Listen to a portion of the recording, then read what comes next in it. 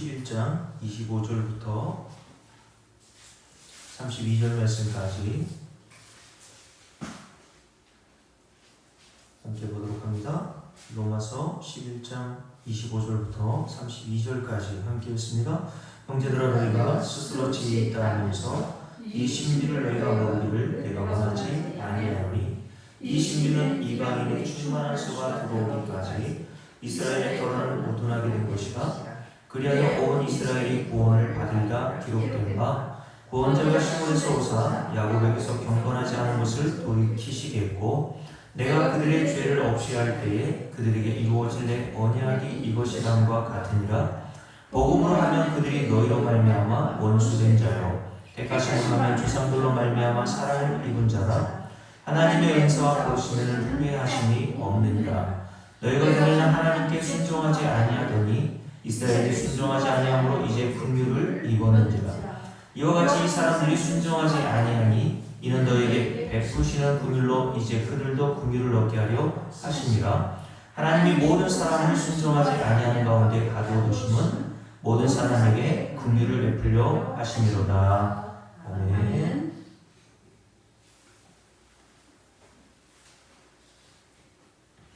로마서 14장 17절 말씀. 하나님의 나라는 먹는 것과 마시는 것이 아니요 의와 평강과 희락이라는 말씀을 증거하다가 다시 로마서 11장으로 돌아온 이유가 있습니다. 여러분께 말씀을 이미 여러 차례 드렸듯이 하나님의 나라는 인간의 행위, 즉 인간이 무엇을 먹고 마시고 무엇을 지키고 지키지 않는 곳으로 들어가거나 들어가지 못하는 것이 아니라 오직 하나님의 나라는 하나님의 자비와 긍휼로만 들어가는 나라라고 말씀을 드렸죠. 그래서 오늘 읽었던 11장 30절부터 32절 말씀에 보면 긍휼이라는 단어가 계속 반복되어 기록되어 있는 것을 보게 되죠. 30절에 보면 이제 긍휼을 입었는지라. 31절 너희에게 베푸시는 긍휼로 이제 그들도 긍휼을 얻게 하려 하심이라. 32절 모든 사람에게 긍휼을 베풀려 하심이로다 라고 이렇게 네 차례에 걸쳐서나 긍휼이라는 말씀을 하고 우리에게 증거해주고 있단 말이죠. 하나님의 나라가 바로 하나님의 자비와 은혜와 긍휼로만 들어가야 하는 나라임을 로마서 11장에서 바울이 이미 말씀하고 있다는 것입니다. 좀 맞습니까?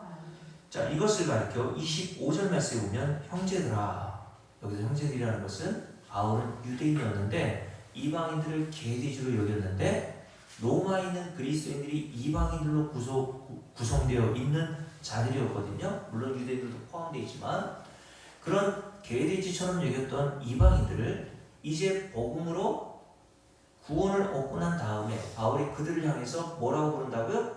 형제들이라고 부른다고 말씀합니다.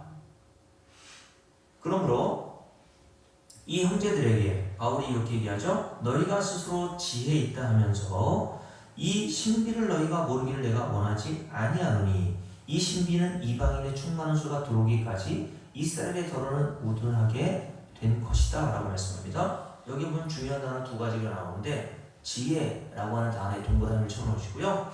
그리고 신비라고 하는 단어에 동그라미를 쳐놓으세요.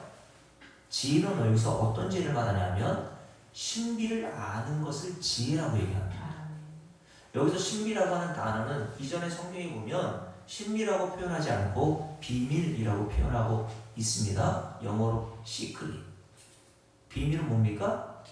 아무나 알 수 있는 것이라면 비밀이라고 말을 하지 않겠죠. 그죠? 임영웅 목사님? 네. 통장에도 비밀번호가 있잖아요. 그죠? 네. 제가 알까요? 모를까요? 목사님도 안 알려주잖아요. 저기 4층 사택에 들어오려면 현관문에 비밀번호를 눌러야 들어올 수 있거든요. 여러분 알아요? 몰라요? 알면 빨리 바꾸려고요. 비밀은 다 알면 비밀이 아니라고요. 저희 현관문에 그 비밀번호를 아는 사람은 누구밖에 없어요? 저희 가족들밖에 없단 말입니다. 저희 처제도 모르고 장모님도 몰라요. 저희 네 가족들만 유일하게 공유할 수 있는 것이 비밀번호라는 것을 여러분께 말씀을 드리는 것은 비밀이라는 것은 이렇게 어떤 특정한 부류의 사람들에게만 알려진 것을 비밀이라고 합니다. 그리고 이 비밀을 아는, 그리고 이 신비라는 것을 아는 자들을 가리켜 지혜 있다라고 성경은 말하는 거예요. 자, 그러니까 성경에서 말하는 지혜라는 것은 공부 잘하게 되는 어떤 사회적인 그리고 세상의 어떤 윤리와 도덕적인 기준을 가지고 이것도 알고 저것도 알고 뭐 만물 박사들 우리 주변에 많지 않습니까? 제가 아는 세종에서 함께 운동하는 선교로 목사님 같은 경우에는 얼마나 많은 것들을 많은 지식을 가지고 있는지 몰라요. 사진, 역사 그분이 또 주특기가 약에 관해서 그렇게 잘 알아요. 그래서 초창기에 저를 만났을 때는 약에 대해서 몸에 좋은 약에 대한 모든 정보들을 저에게 다 알려줬거든요. 그러니까 자기가 먹는 약들, 뭐 노온이라든가, 뭐 비타민이라든가, 뭐 이런 것들을 다 저에게 알려줬어요. 세상에서는 그런 자들을 지식 있고 지혜 있다고 말하지만 성경에서 말하는 지혜 있다 라고 말하는 것은 오늘 말씀에 기록되어 있는 신비를 아는 자들을 지혜 있다라고 말한단 말이죠. 그런데 신비, 비밀을 아는 것은, 이 지혜를 갖는 것은 내가 노력하고 수고하여서 얻는 것은 아닙니다. 아멘. 세상의 모든 지식은 내가 열심히 습득하려고 노력만 하면 얼마든지 얻을 수 있단 말이죠. 그죠? 노력만 하면 여러분들이 세상에서 얻을 수 있는 지식을 얼마든지 받을 수 있고 누릴 수 있고 얻을 수 있단 말입니다. 그런데 성경에서 말하는 비밀, 신비라는 것은 인간의 노력으로는 얻을 수 없는 걸 얘기하는 거예요. 그래서 마태복음 13장에 보실까요? 마태복음 13장에 보면 예수님께서 여러분들과 제가 잘 알고 있는 네 가지 비유를 하신 다음에 제자들이 묻죠. 왜 비유로 말씀하시냐? 라고 묻습니다.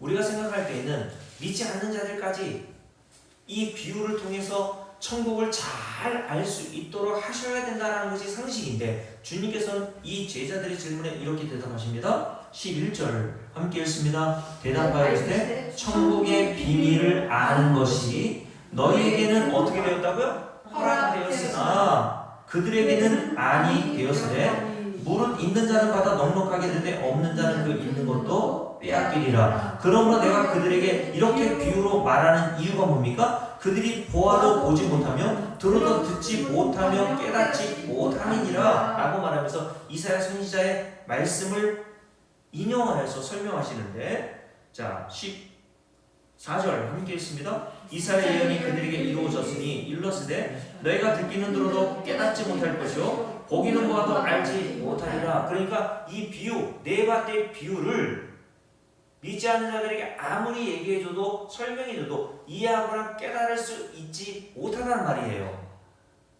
그래서 많은 사람들이 이 네 가지 비유에 대해서 목사님들도 포함해서 어떻게 이해합니까? 저도 어렸을 때 목사님들로부터 설교를 들었던 이 내용이 기억이 나는데 이 내용에 대해서 어떻게 설교를 들었어요?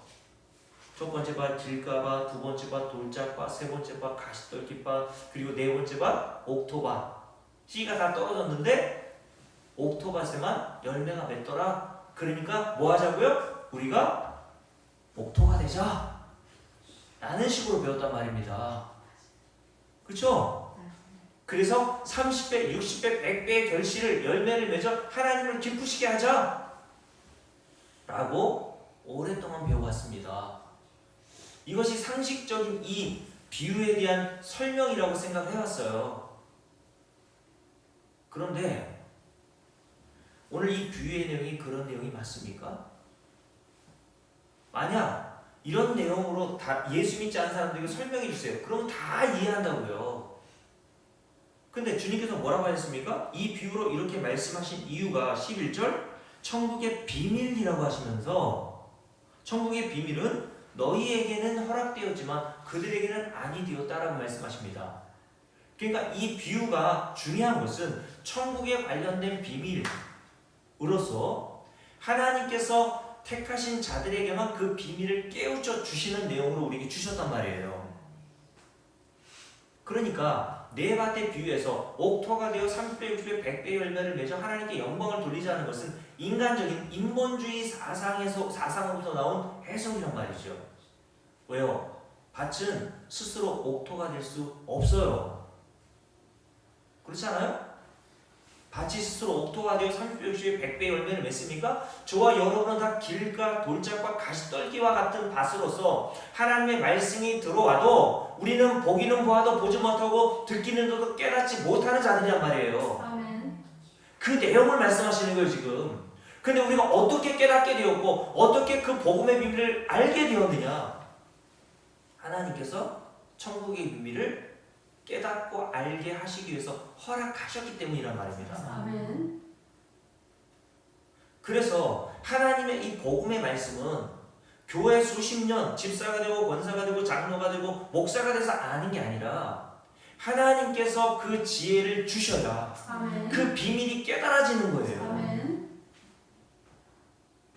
인간의 노력과 수고로 그 비밀을 알아먹는 것이 아니라 그 비밀을 알아먹을 수 있도록 하나님께서 태초 이전에 구원하기로 작정하신 자들에게 지혜를 허락하여 주심으로 이 말씀이 깨달아지도록 우리를 인도해 가신단 말이죠. 아멘.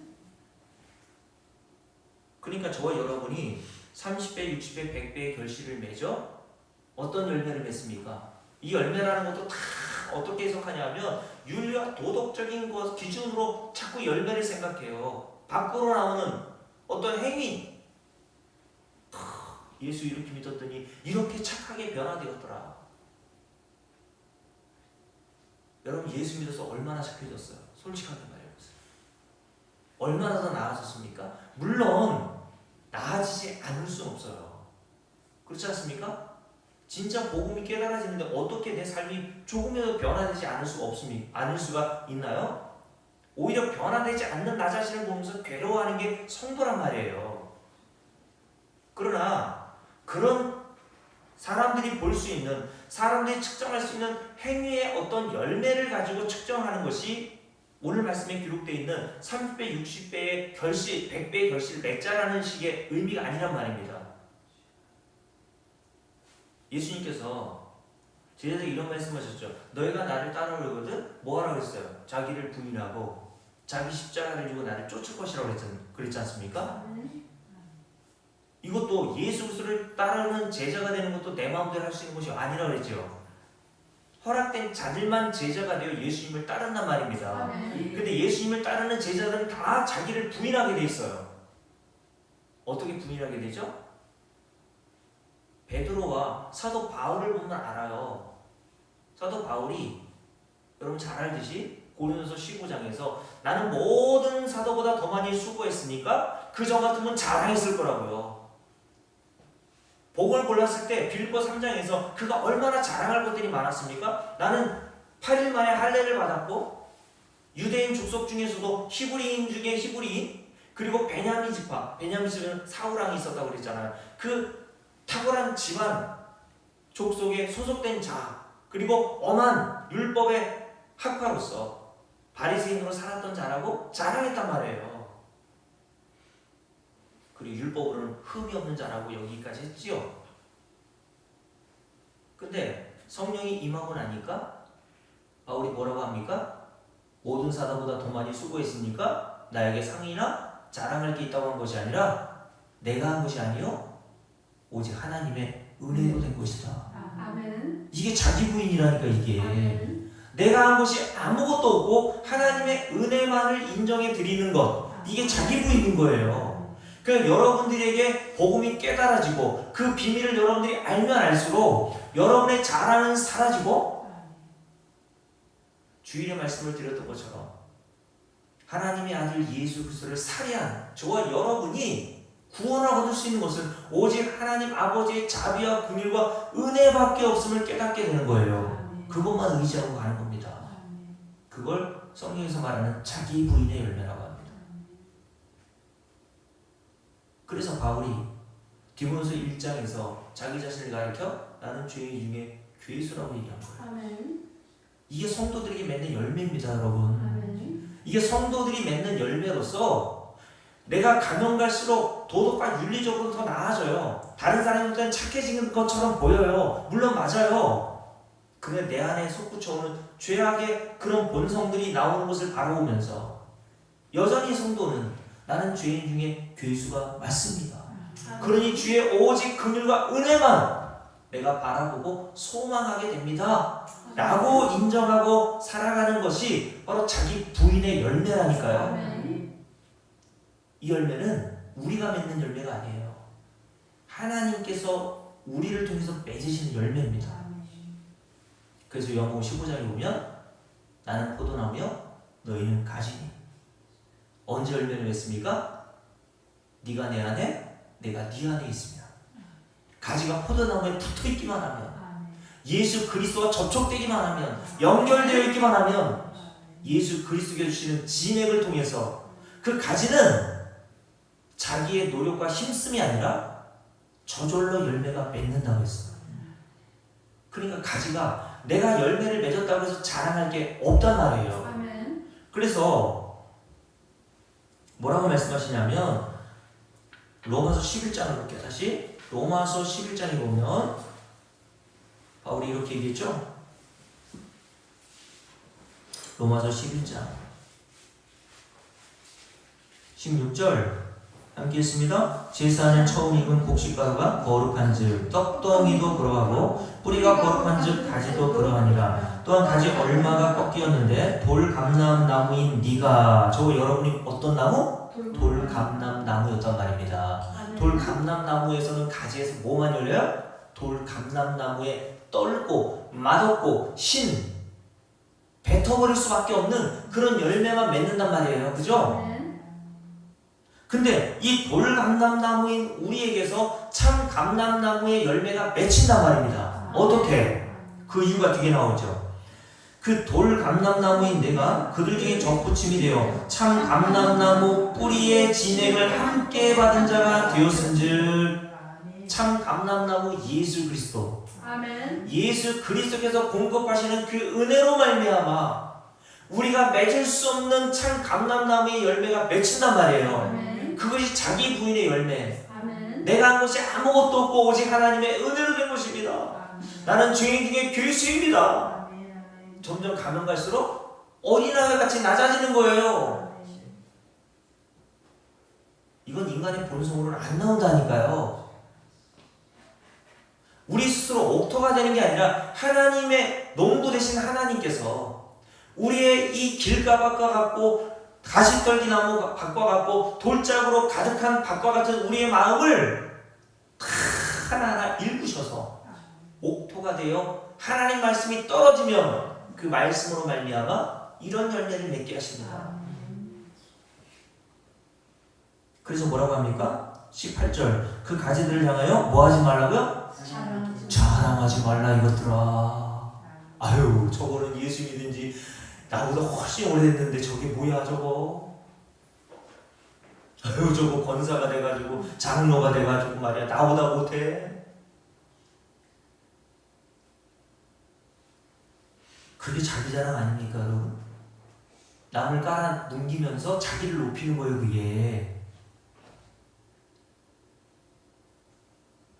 그러면서 이렇게 얘기하죠. 그 가지들을 향하여 자랑하지 말라. 자랑할지라도 네가 뿌리를 보존하는 것이 아니요 뿌리가 너를 보존하는 것이니라. 저와 여러분의 믿음의 보존이 우리 자신의 믿음에 있는 것이 아니라 뿌리이신 예수 그리스도께서 보존해 주신단 말이에요. 19절 그러면 내 말이 가지들이 꺾인 것은 나로 붙임을 받게 하려 함이라 하리니 옳도다. 그들은 믿지 아니함으로 꺾이고 너도 믿음으로 서느니라. 높은 마음을 품지 말고 도리어 두려워하라. 높은 마음, 자랑하는 마음, 자기를 높이려는 마음, 상대방을 낮추는 마음. 남에게 뭔가를 선한 일을 하고 나서 나는 이걸 일만큼 했어. 인간의 마음에는 늘 그런 것들이 도사리고 있거든요. 내가 누군가에게 선행을 베풀잖아요. 가난한 자, 교회가 좀 어려운 사모님, 목사님에게 얼마 정도의 성교비를 지원하면 그걸 내가 했다고 생각한다니까요. 나의 훌륭한 점, 내가 얼마나 너그럽고 얼마나 다른 사람을 위해서 이렇게 헌신하고 있는가를 드러내고 싶은 인간의 욕망이 있어요. 근데 주님께서는 우리 안에서 그런 열매가 아니라 그건 참 감람나무가 아니라 돌 감람나무에서 맺어지는 열매란 말입니다. 우리가 전에 다 그런 열매를 맺고 살았어요. 그런데 이제는 그런 일을 행하더라도 교회에서 여러분들이 조금 남들을 위해서 헌신하고 봉사하고 교회 와서 청소하고, 네? 임효선이 일주일에 한 번씩 토요일마다 크게 오셔가지고 뭐 하고 달그락달그락 사택에 있으면 소리가 나는데 뭐 하는지 모르겠어요. 어쨌든 뭘 하고 가잖아요, 그죠? 마당도 쓰시고 뭐 1년에 한 번씩 제 차도 이렇게 세차도 해주시고 그러더라고요. 그런 거 한다 할지라도 제 차를 세차해줬는데 목사가 세차한 줄도 모르고 어휴 차가 이렇게 깨끗해졌지 이렇게 아는 척 안 하면 괜히 서운하고 그러지 않잖아요, 그죠? 그 전에는 그랬지만 이제는 우리 안에서 내가 이렇게 헌신할 수 있고 이렇게 봉사할 수 있고 다른 사람을 섬길 수 있는 모든 것들이 내가 한 것이 아니요 하나님의 은혜로 된 것이다 라고 고백할 수 있는 것, 그게 자기 부인의 열매인데 그 열매는 하나님이 맺으시는 열매니 이기에 우리에게 자랑할 수 없단 말이죠.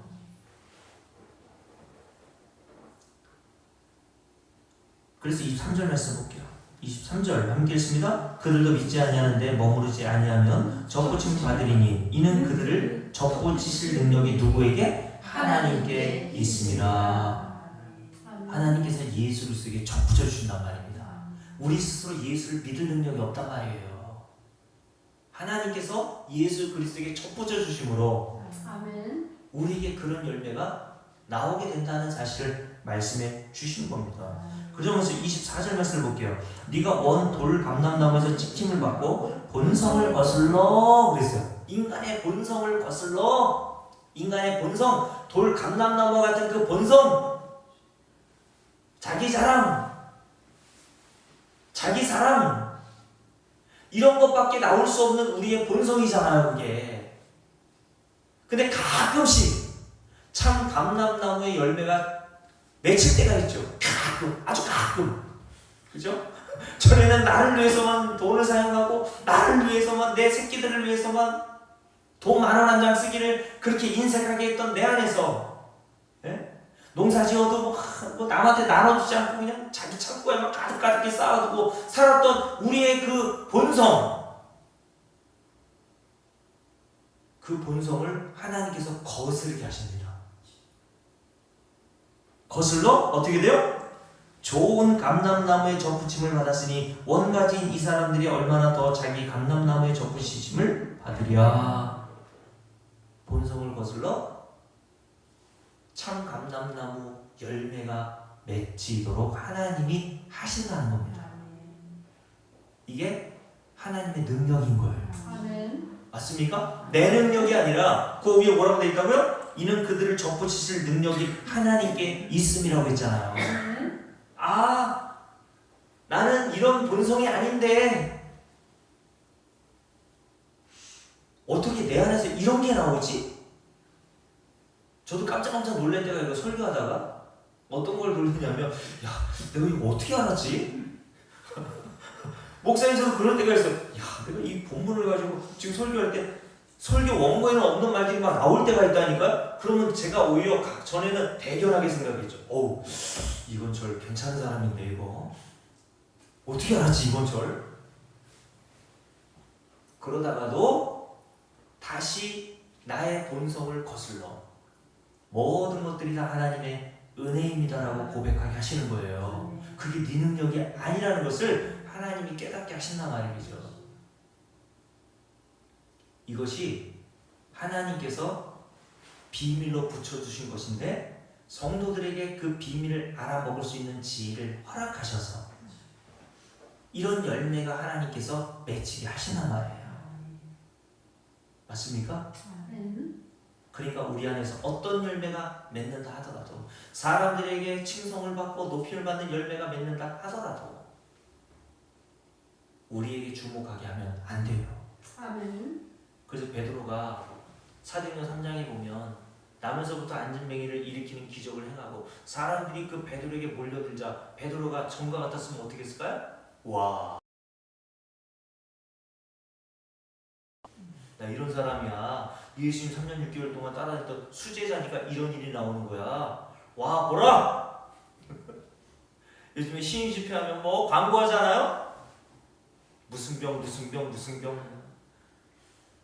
여러분 예수님의 제자들과 예수님이 언제 광고하고 다녔습니까?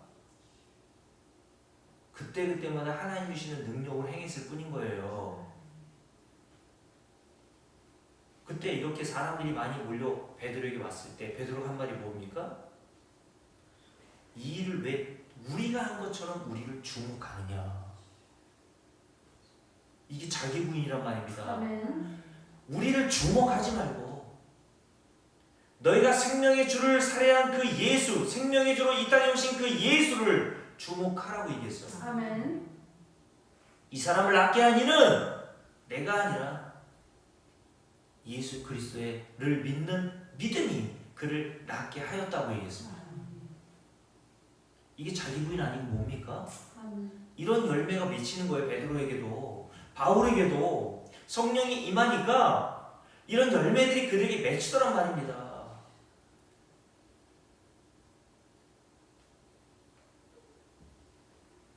그러니 여러분 25절 말씀 다시요. 두 단어가 중요하다고 했습니다. 지혜, 신비. 신비는 예전 성경에 비밀이라고 하는 단어로 쓰였다고 했습니다. 비밀은 아무나 아는 것이 아니라 마태복음 14장 어떤 자들만 하나님께서 허락하신 자들만 안다. 아멘. 그죠? 그래서 고린도전서 2장을 볼까요? 고린도전서 2장에 보면 가까우니까 한번 찾아볼게요. 바울이 고린도교 성도들에게 이렇게 이야기를 했습니다. 고린도전서 2장 나와볼게요. 자, 6절부터 함께 읽습니다. 함께 읽을게요. 그러나 우리가 온전한 자들 중에서는 지혜를 말하노니 이는 이 세상의 지혜가 아니요 또 이 세상에서 없어질 총치자들의 지혜도 아니요 오직 은밀한 가운데 있는 하나님의 지혜를 말하는 것으로서 이 지혜는 누구의 것? 하나님의 지혜라고 했습니다. 하나님의라고 하는 단어는 소유격이란 말이에요.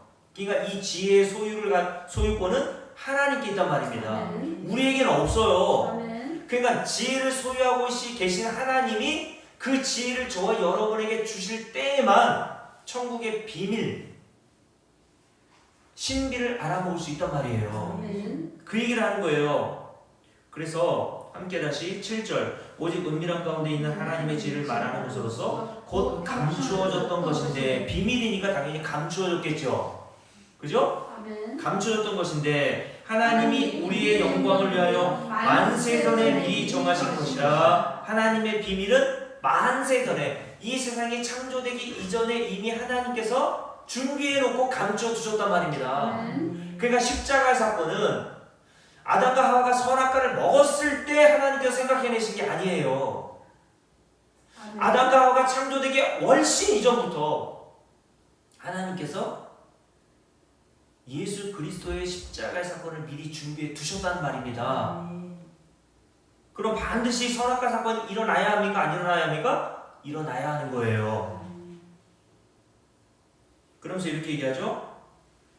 8절 이 지혜는 이 세대의 통치자들이 한 사람도 알지 못하였나니. 자, 이 지혜는 이 세대의 통치자들이 한 사람도 알지 못했다요. 한 사람도. 만일 알았더라면 영광의 주를 십자가에 못 박지 아니었으리라. 누가 십자가에 못 박았나요? 영광의 주를, 생명의 주를 유대인과 이방인, 빌라도, 종교 지도자들인 대제사장, 바리새인, 서기관들, 사두개인들이 다 합 어떤 자?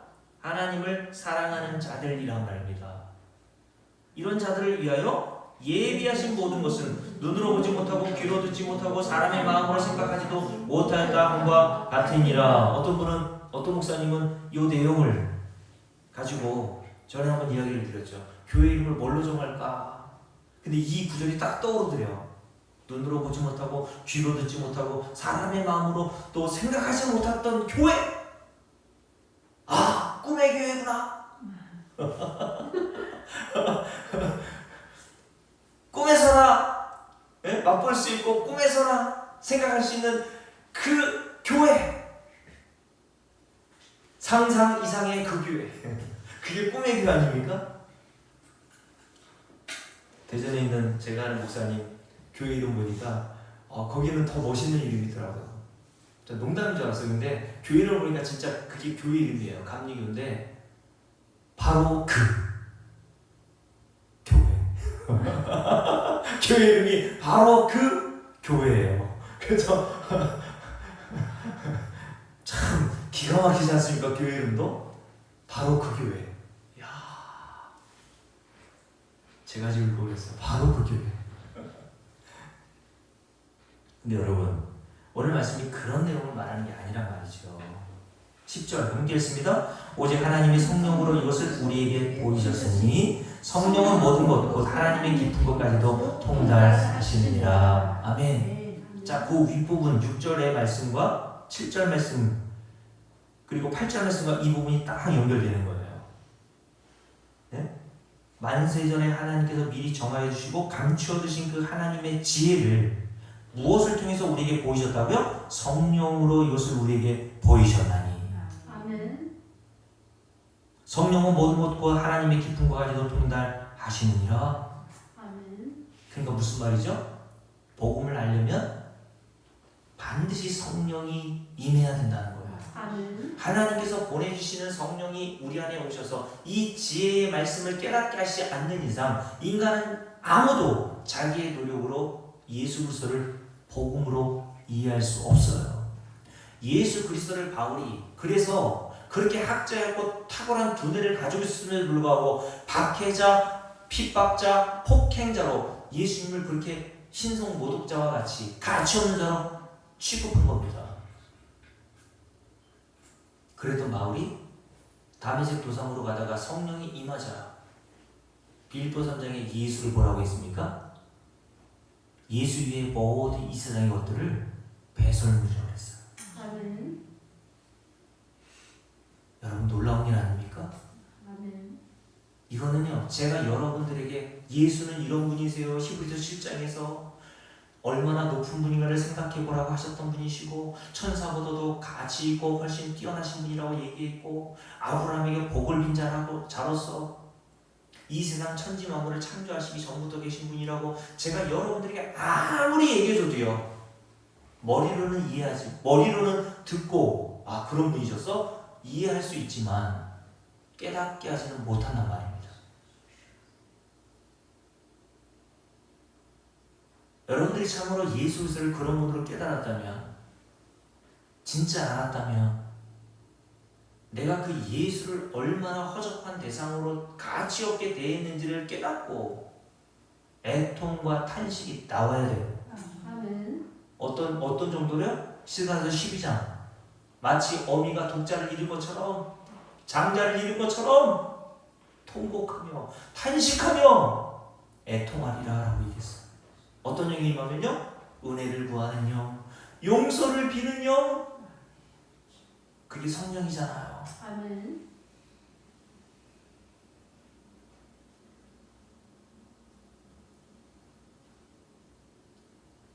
그래서 이런 자들에게 하나님의 용서하심과 은혜와 긍휼이 얼마나 큰지를 깨닫게 하셔서 그 모든 것들이 내가 지금 누리고 있는 모든 것들 일상생에서 누리는 것들뿐만 아니라 구원 은혜까지 모든 것들이 하나님의 은혜로 주어진 것임을 알게 되는 겁니다. 아멘. 그래서 그 뒤에 뭐라고 되어 있습니까? 12절 말씀 봅니다. 함께 읽을게요. 우리가 세상의 영을 받지 아니하고 오직 하나님께로부터 온 영을 받았으니 받을 거예요? 받았어요. 받았으니 성도들이 이미 받았단 말이에요. 아멘. 하나님이 왜 성령을 우리에게 주십니까? 이는 우리로 하여금 하나님께서 우리에게 은혜로 주신 것들을 알게 하려 하십니다. 아멘.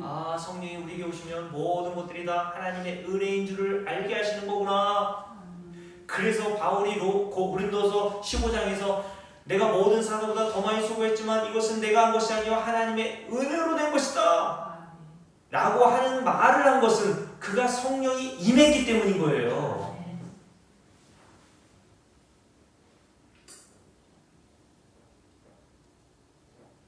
그래서 14절 말씀 볼까요? 함께 했습니다. 육에 속한 사람은 하나님의 성령의 일들을 받지 아니하나니 이는 그것들이 그에게는 어리석게 보이며 또 그는 그것들을 알 수도 없나니 그러한 일은 영적으로 분별되기 때문이라.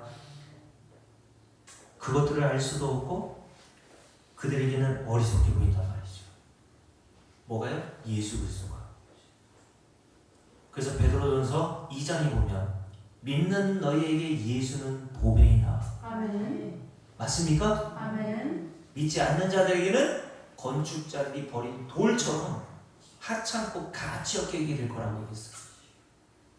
우리가 지혜를 얻었느냐 그렇지 않느냐의 기준은 뭐예요? 예수를 어떻게 여기느냐예요. 우리가 예수를 참으로 보배처럼 여기고 삽니까? 점점 보배로 여기십니까? 예수를 어떤 이 세상 것과도 비교할 수 없는 분으로 여러분 알아가고 있어요? 그게 성령이 임한 겁니다. 그게 성령이 임한 거예요. 그래서 바울이 빌보 선생님이 뭐라 했다고요? 예수 이외에 다 모든 것들을 배설물이다라고 얘기했어요. 아멘. 사도행전 20장에서는 바울이 뭐라고 했습니까? 예수 그리스도의 복음을 증거하기 위해서 나의 생명도 조금도 아끼지 않는다고 얘기했어요. 아멘. 무슨 말입니까? 예수보다 더 귀한 것은 없다고 고백해요. 아멘.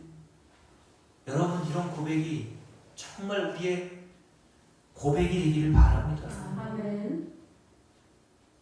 그래서 히브리서 11장에 보면 예수 그리스도를 믿는 것으로 말미암아 여러 고초와 환난과 고난과 심지어는 생명까지 잃게 될 뿐만 아니라 그 당시에 사람들을 예수 믿는다고 사형의 도구로 사용되었던 화형 같은 경우 있잖아요. 예수님이 돌아가시고 나시고 승천하신 다음에 예수 믿는 자들 AD 2세기, 3세기 이때에 예수 믿는 자들을 화형에 처했다니까요. 여러분 얼마나 화형이라는 게 무섭고 두려운 일입니까? 그런데 그런 화형에도 불구하고 그들은 예수 믿는 것을 거부하지 않고 세상의 모든 것들을 다 잃고 자기 생명까지 잃음에도 불구하고 예수 그리스도를 믿고 찬송하며 하나님 나라 들어갔습니다. 아멘. 이게 자기 능력으로 됩니까? 인간의 능력 안 되는 거예요. 아멘. 그런 열매도 하나님 주시는 열매란 말입니다. 아멘.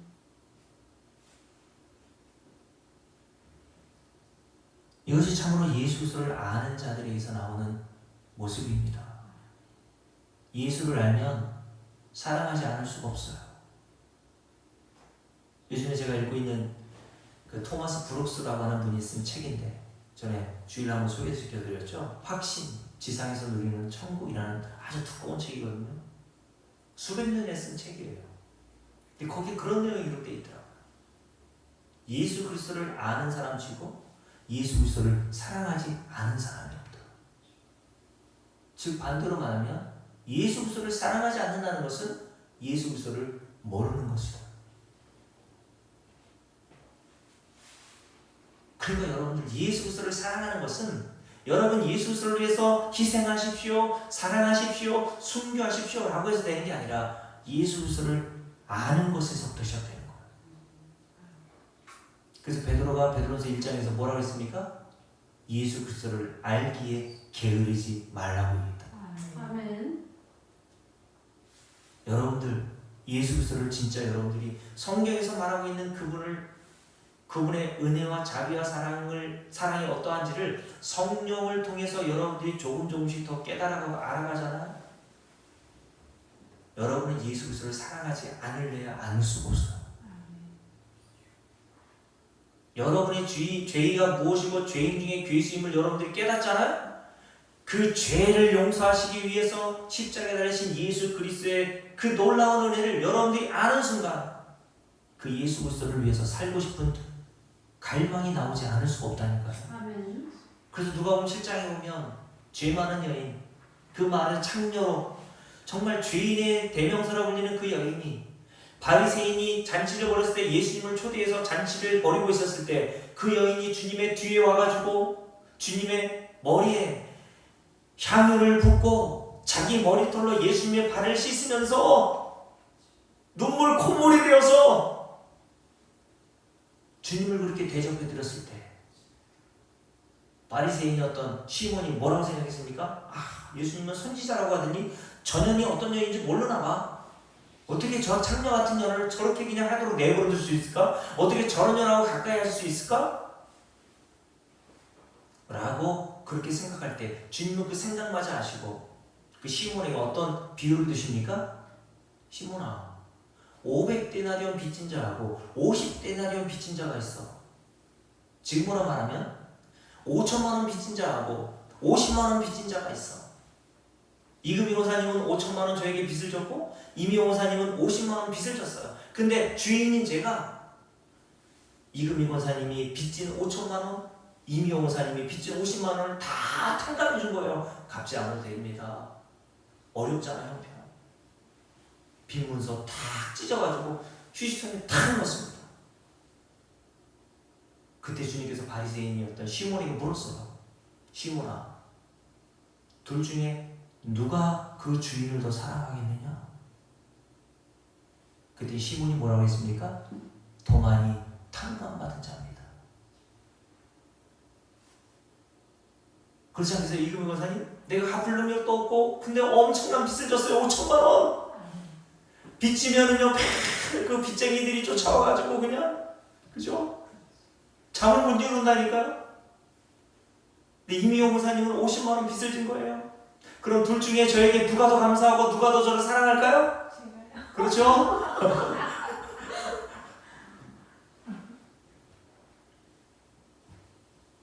그때 주님께서 뭐라고 말씀하시는지 아세요? 사함을 받은 일이 많은 이 여인이 사랑함이 더 많은 것이다 라고 얘기하셨어요. 아멘. 사함을 받은 그것을 깨달은 자가 그 사함을 허락하여 주시고 사하시기 위해서 십자가에 달리셔서 자기의 귀하신 몸을 내어주신 예수 그리스도를 사랑하게 된다라고 여기 말씀하신 거예요. 사랑하자 해서 사랑하게 되는 게 아니라니까요, 신앙생활은. 아멘. 그러니 여러분들이 진짜 사함을 받은 그 기쁨과 그 은혜를 알려면 뭘 알아야 돼요? 내가 진짜 죄인 중에 괴수인 걸 알아야 되는 거예요.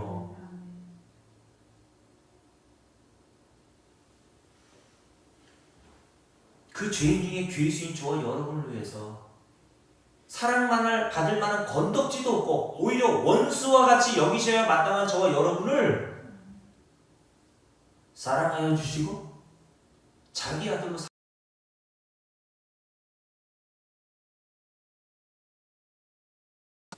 그 은혜를 깨달은 자만 그 은혜를 주신 하나님과 아들이신 예수를 사랑하게 되고 섬기고 싶고 그분을 위해서 살고 싶은 욕망이 우리 안에서 나오는 겁니다. 아멘. 그래서 제가 좋아하는 찬송 중에 하나가 복음성가 중에 하나가 이거거든요. 더욱 섬길수록 귀한 주.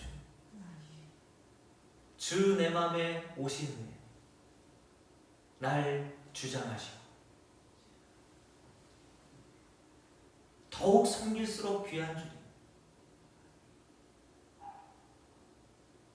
저는 목사로서 여러분들과 제가 그 주님을 알아가게 되는 은혜이길 바랍니다.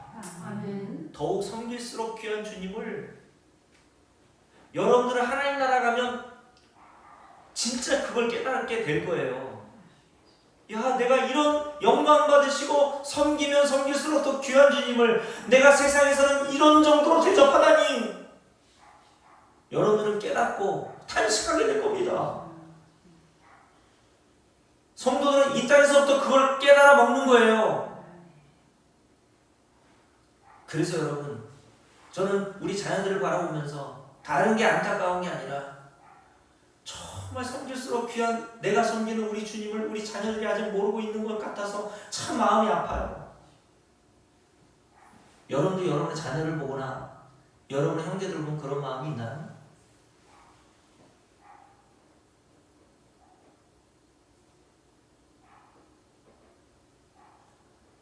식당에서 우리 이명호 목사님 잠깐 봤는데, 그래서 어젠가 의진이 정진이랑 같이 식사하고 있더라. 그 귀한 조카들 어떤 생각이 들어요? 정말 이 조카들이 예수 그리스도 내가 섬기는 더욱 섬길수록 귀한 주님을 정말 알았으면,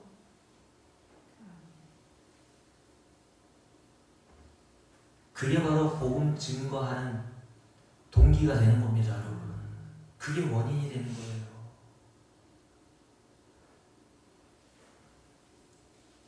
자, 그러므로 다시 정리할게요.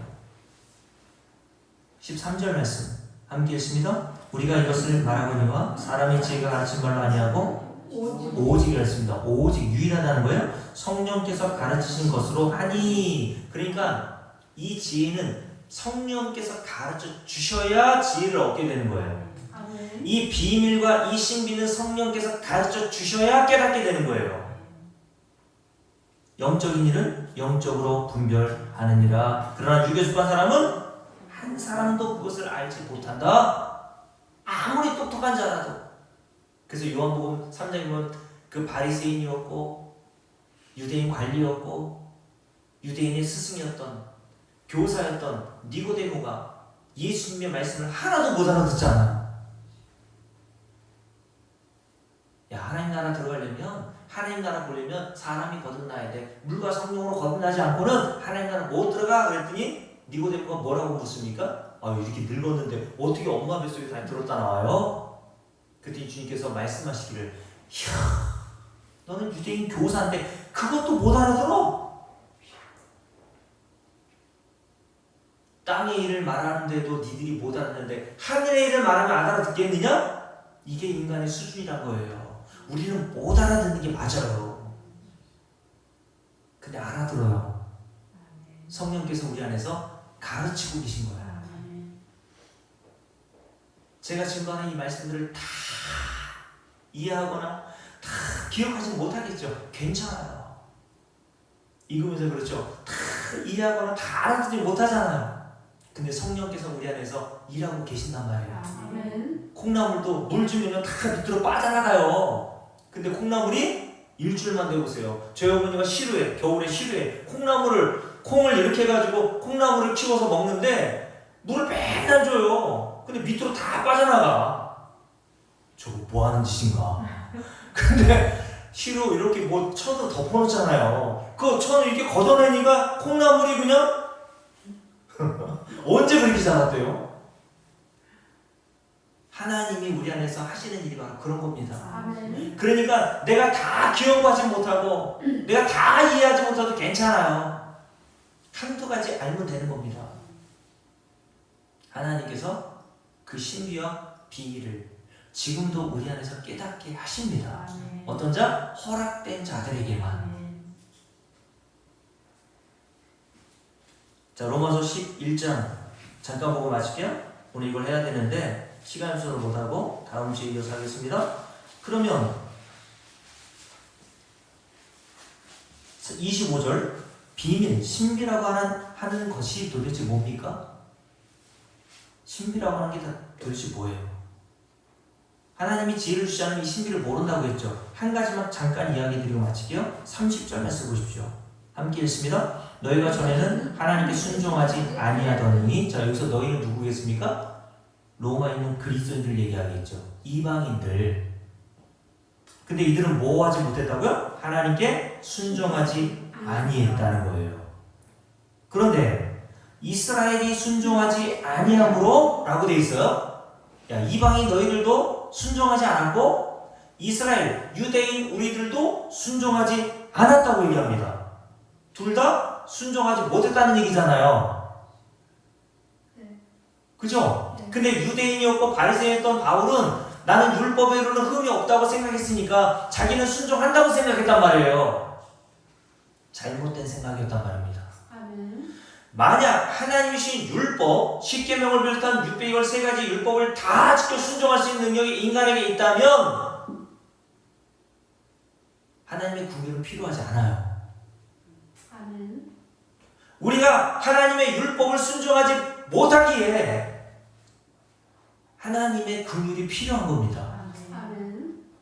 그러니까 하나님이 주신 말씀, 율법은 순종하라고 주신 것이 아니라 순종하지 못하는 것을 깨닫게 하시도록 우리에게 주신 거예요. 아멘. 근데 어떤 목사님 이렇게 얘기하시는 분이 있단 말이죠. 하나님은 절대 인간에게 순종하지 못할 그런 율법을 주시지 않았다. 순종할 수 있는 능력이 인간에게 있고 그것을 순종하도록 하나님이 명령하신다는 거예요. 아니에요. 하나님의 율법은 어떤 인간도 순종할 수 없습니다. 아멘. 왜요? 마태복음 5장에서 뭐라 그랬습니까? 어떤 정도 순종하라 그랬어요, 예수님께서. 바리새인과 서기관보다 더 나으니 가져와 그랬어요. 바리새인과 서기관들이 얼마나 하나님의 율법을 지키려고 노력했나요? 그들이 행한 의보다 더 나으니 가져오라 그랬어요. 작은 것 하나를 버리는 것, 그들은 하나님 나라 못 들어간다고 했어요. 지키려면 어떻게 하라고요? 다 지키라고. 이방인들은 율법을 주어지지 않았으니까 당연히 하나님께 순종하지 않았죠. 근데 유대인들은 하나님의 율법을 받았으므로 그 율법대로 잘 순종하고 있다고 생각했거든요. 근데 바울이 깨닫는 거예요. 아, 나도 역시 하나님의 율법을 순종하지 않은 자구나. 그러니까 뭐가 필요한 거예요? 하나님의 긍휼이 필요한 거구나. 아멘. 그래서 30절부터 32절 말씀까지 긍휼이라는 단어가 4번이나 등장한 겁니다. 아멘. 자, 32절 함께 읽어볼게요. 함께 읽습니다. 하나님이 모든 사람을 했죠. 유대인, 이방인 모든 사람을 순종하지 아니하는 가운데 가두어 두심은 모든 사람에게 뭐를 베풀어 주시려 함이라고요? 긍휼을 베풀려 하심이로다. 아멘. 아멘. 이게 비밀이었습니다. 아멘. 근데 이 비밀을 모르는 사람들은 어떻게 하려고 그래요? 자꾸 순종하려고 그래요. 율법을. 안식일 지키려고 그러고. 얼마 전에 제가 세종에 밥 먹으러 갔더니 그 앞에 전도하는 사람이 있어서 나가봤더니 뭘 전도하더니 하나님의 교회 성도인가 봐요. 성도가 아니라 그 이단이죠. 그러면서 저를 붙들고 막 설명을 해줘요. 그래서 제가 목사가 아닌 척 해가지고 물어봤죠. 그래서 신나가지고 또 궁금해하니까 신나가지고 교회를 찾고 계시냐고. 그래서 교회를 찾고 있다고. 그랬더니 그분이 뭐라 그랬냐면 하나님 나라 들어가기 위해서는 6월절을 지켜야 된다는 거예요. 그래서 제가 물었죠. 아니 예수 믿어야 들어가는 거 아니에요? 아이 그거 맞죠. 근데 6월절도 지켜야 돼요 라고 얘기하더라고요. 제가 그랬죠. 예수 믿으세요. 예수. 아멘. 6월절 지켜서 못 들어가요. 예수 믿어야 들어갑니다. 여러분 그거 지키라고 하는 게 하나님의 긍휼을 발로 차버리는 거예요. 뭘 지켜서 하나님 나라 못 들어간다 그랬잖아요. 오직 하나님의 나라는 하나님의 자비와 긍휼로만 들어갑니다. 아멘. 그걸 깨닫게 하시기 위해서 율법이라는 걸 주신 거예요. 너희는 못해. 내가 해줄게. 내가 해줄게. 너희는 가만히 있어. 내가 다 해줄게. 예수 그리스도의 은혜 덕분에 우리가 하나님 나라 들어가는 겁니다. 그걸 뭐라고 한다고요? 신비, 비밀이라고 하는 거예요. 아멘. 이것을 성령을 주신 자들만 깨닫게 돼요. 아멘. 성령을 주시지 않는 자들은 하나님의 교회같이 그런 그 이단에 빠져 있는 사람처럼 그걸 이야기하고 강조한다니까요. 뭘 지키라, 뭘 해라. 하나님의 나라는 하나님의 긍휼과 자비로만 들어가는 나라입니다. 그 신비와 지혜를 깨닫게 하신 우리 하나님의 놀라운 은혜를 알게 되기를 주의 이름으로 축복합니다.